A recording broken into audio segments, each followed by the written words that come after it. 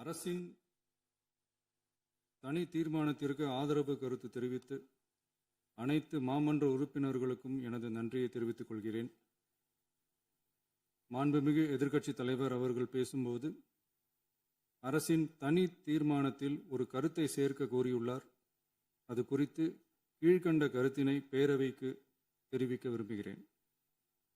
மேகதாது பிரச்சினை சம்பந்தமாக எனது தலைமையில் 26/5/2026 அன்று மேகதாது பிரச்சினைக்காக பிரத்யேகமாக தனி நடுவர் மன்றம் அமைப்பது குறித்து சட்ட வல்லுநர்களுடன் கலந்தாலோசித்து தனி நடுவர் மன்றம் அமைக்க ஏற்கனவே தேவையான சட்ட நடவடிக்கைகள் எடுக்கப்பட்டு வருகின்றன.